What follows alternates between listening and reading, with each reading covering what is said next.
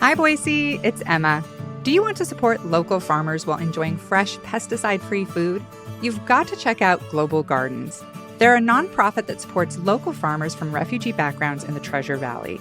And with their 2023 CSA program, you can eat delicious veggies all season long. You can choose how much you get, and they have convenient pickup locations in Boise and Meridian, plus home delivery. Register now at globalgardensboise.org.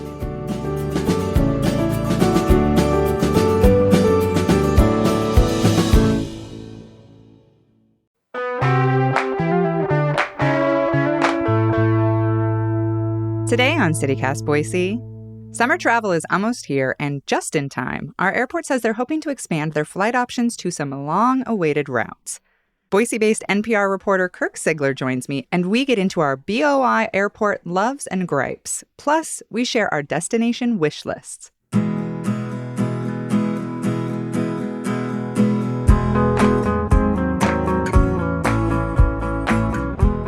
It's Tuesday, May 16th. I'm Emma Arnold, and this is what Boise's talking about.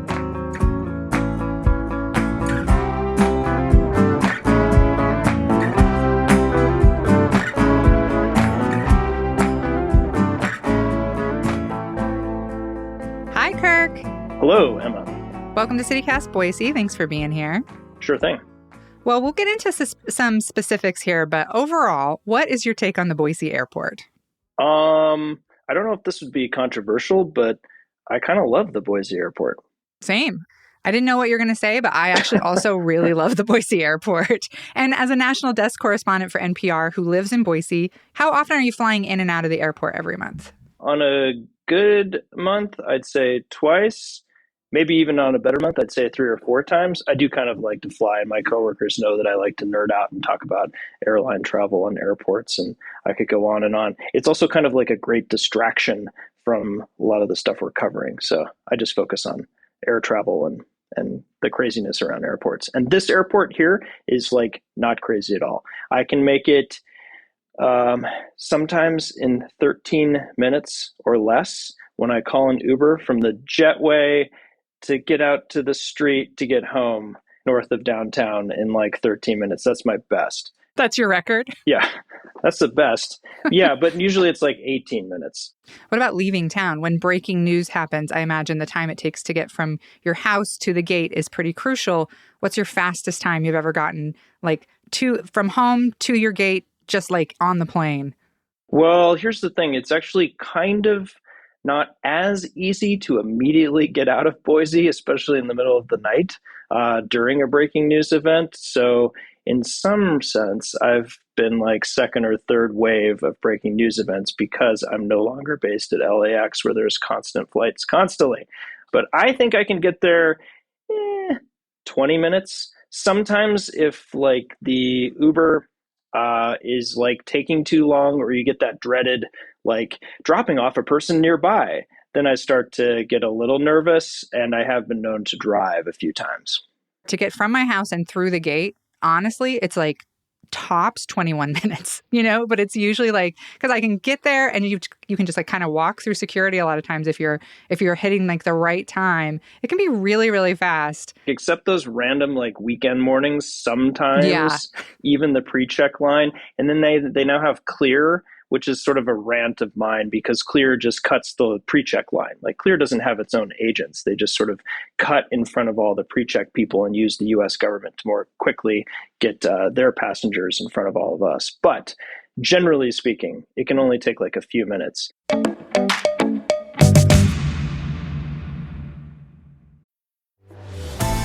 This episode is brought to you by Travelodge by Wyndham. There's so much to discover, and Travelodge is your base camp for adventure. Whether you're exploring a national park, escaping to the beach, or discovering a new city, Travelodge helps you get up and explore with free Wi-Fi, free coffee, and a great night's rest. So you can be ready for anything. Like being ready to enjoy the scenic wilderness of Yellowstone, the awe-inspiring Crater Lake, or the marshes of the Everglades. Adventure isn't far away when you stay with Travelodge, one of 24 trusted brands by Wyndham. Stay close to adventure at Travelodge by Wyndham. Get the lowest price at Travelodge.com. Wyndham Rewards membership may be required. Restrictions apply. Well, let's talk airport hacks. You said, I'm assuming you have TSA PreCheck, which is a big one. I also have that. I don't mess with Clear also. I'm a woman of the people, and I'm not messing around with Clear, I've decided.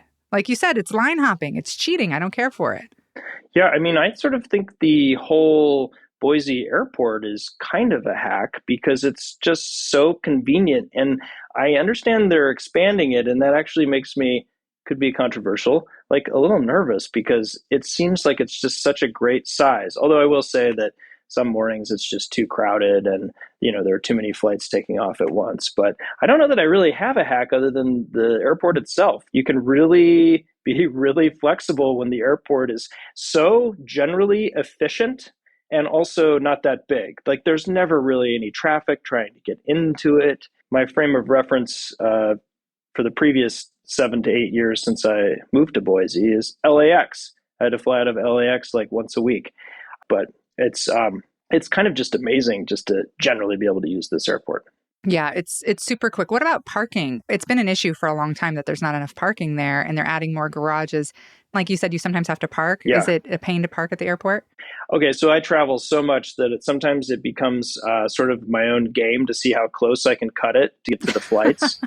We are different people. Oh, yeah, right. There's two types of people in this world. The person who's okay with getting to the airport 30 minutes in advance, and then there's the person who gets there 2 hours in advance, even to the Boise airport.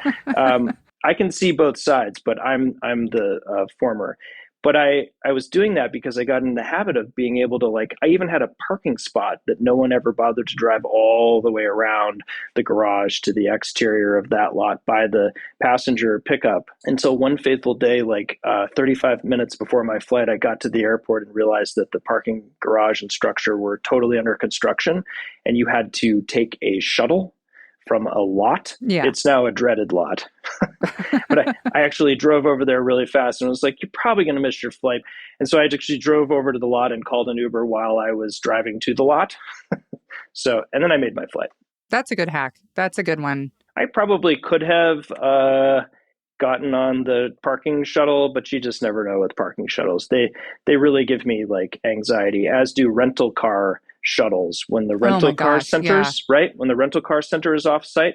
I don't rent a car, obviously, in Boise anymore when I land. But when I used to come here for work, it was also one of my favorite airports because the rental cars were on site. That is the sign of a good airport. One time I landed I did a festival in Nebraska, and I landed and they were like, okay, I had rented a car, and they're like, we're taking you to your rental car place on this shuttle. And we were driving through the woods for so long. And I was like, oh, I die in Nebraska. Yeah. That's great. I just get on a van okay, this is probably right. I feel like the Omaha airport, the rental car center is technically in Iowa, so to speak, because it's right. Yeah. Technically, if not literally, because it is sort of right there. But you're like, okay, we actually have to go to Iowa to get your car. We have to get it to another state. Yeah. And it's always those airports that are pretty small. The Sacramento airport comes to mind. You're like, why are we getting on a shuttle? You couldn't have put the rental car center right by the terminal. Anyway, Boise's great that way. And so I really hope for other people who don't have the fortune of living here, who have to come in here for work, for their sake, as they redesign that airport, I sure hope the rental car center remains on site. And I know I'm not supposed to be saying opinionated things as a reporter, but there you have it. There it is. Yeah. Breaking news.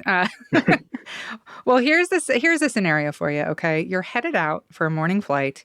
You get there with time to spare, and which apparently is a very rare thing for you. Yeah. But you're very hungry. Where do you go at the Boise airport? Where are you grabbing some breakfast and maybe a coffee? I know not to, but I do know that I think if you go to is it the bagel shop, the chain bagel place, right after you clear security? But you can smell from the parking lot? Right. Charbroiled bagels. Yeah. Or I feel like you can also in the morning smell smash burger, which is just... You can. Yeah. That's my only real complaint about the Boise airport is that it always smells like, no matter the time of day or night, burgers and burnt bagels, always. Yeah, it kind of smells yeah, right. I think you've struck on something. The Boise airport smells like smash burger. Yeah. But yeah, there's like a bunch of coffee urns out in front of Einstein.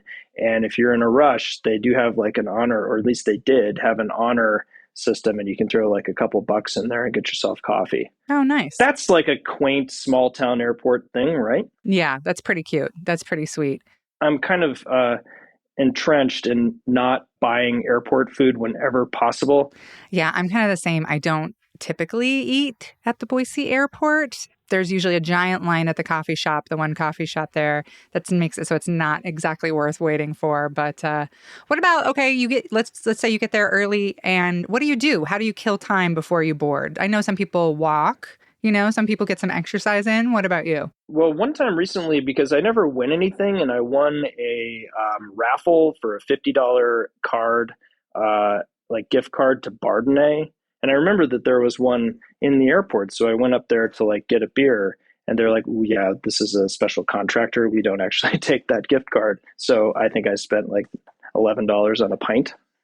But I mean, not to dodge your question, but I kind of don't really, because the airport is so convenient and I live relatively close, I kind of have it down to a science where I don't really have to spend much time, if any. If I do, and I'm not buying an $11 beer, I go into one of those bookshops and see if I can do the 50% off.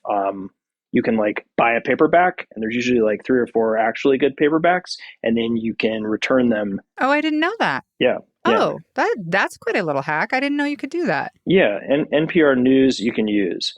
And actually, you can do it at other certain airport newsstands across the country.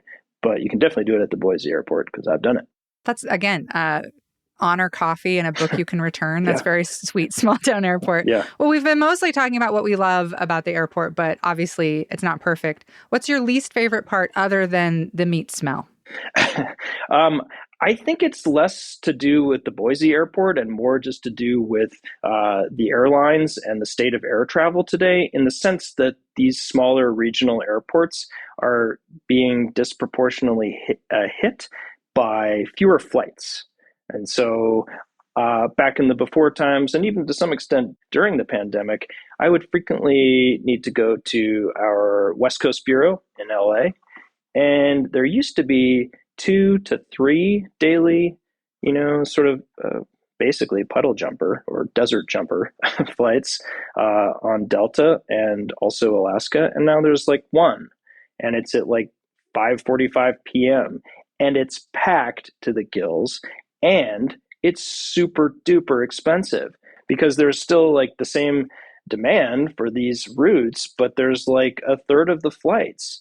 But that's my one kind of beef right now with being where we are. But it's less to do with the Boise airport and more to do with the airlines.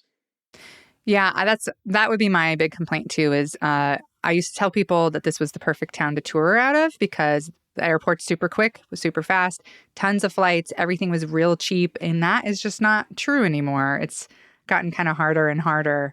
Anywhere you wish it went, like, that it doesn't go, that there are no flights to? Oh, well, I'm kind of getting tired of flying backwards to go forwards, Yeah. which is to say flying to Seattle to fly east. Some of us reporters who have to travel a lot, and it sounds like you, of course, travel a lot too. You sort of, I'm a big proponent of picking an airline and sticking with it and staying loyal to it, because then they make it a lot easier for us to travel, in the sense that you get upgraded a little bit easier and they just treat you better, which is another comment on the perhaps sorry state of the airlines, that's the only way you get treated okay these days. But I wish there were more nonstop flights on airlines such as Delta. There just aren't really any easy ways to get to the East Coast, which is kind of direct, which is kind of puzzling to me, because Boise is one of the fastest growing cities in the nation and has a big booming economy, in part because of its proximity to California and other states. But you'd think that they would have more flights heading east, and that we wouldn't have to fly west to head east so much. But maybe that's a thing, because like West Coast, best coast, I think East Coast, least coast. I'm not the biggest fan of flying to the East Coast anyway. Your opinion, so yeah, huh? Okay. yeah. There's another opinionated comment. Well, as long as we're getting into opinions, let's talk other airports. Let's name names. How would you rank it? Like, let's say top to bottom favorite airports, and where is Boise in that? Ooh, I just feel like I have least favorite airports. So Okay, do it. Boise is my best least favorite airport. Like, Okay. I just was at DIA, and Denver is enormous and completely near absolutely nothing. Yeah, middle of nowhere. Yeah, and so Denver is a close second and toss up to me with Atlanta. Like, I'd rather fly out of LAX than most of these airports, if that tells you anything. Atlanta is brutal. Denver I always enjoy because you're like, well, if there is an apocalypse, do we come here? It has a very post-apocalypse survival vibe. Like, we could live for a long time there. And you're familiar with the conspiracy theories about the airport, right? Oh, yeah. Yeah, that there's a whole situation under there.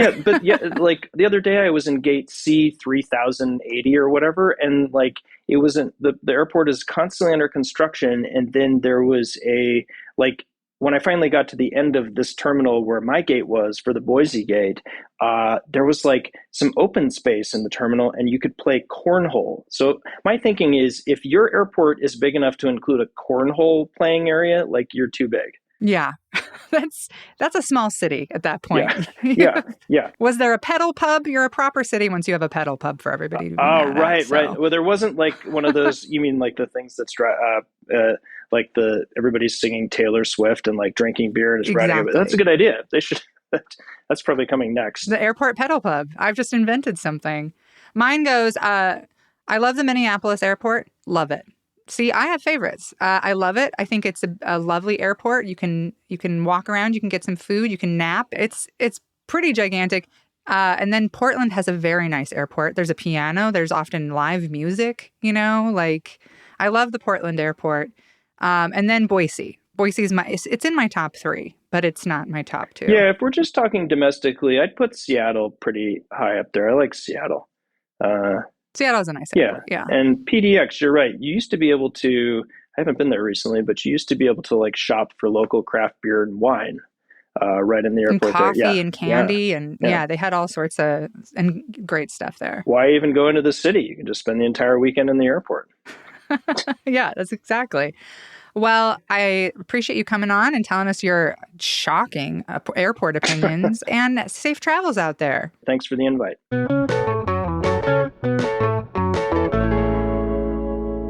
And if you've been to the airport recently and wondered what all the construction's about, they're building 2 new parking garages, one for the public and another for employees. The public parking garage will have 5 levels with 1,150 stalls. When the construction is complete on the new garages, the Boise Airport plans to start work on a new concourse.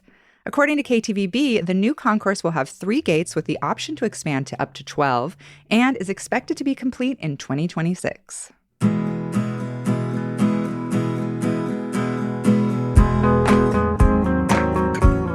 That's all for today here on CityCast Boise. If you enjoyed the show, why not tell a friend? Leave us a review and subscribe to our Hey Boise newsletter. We'll be back tomorrow morning with more local stories from around the city. Bye.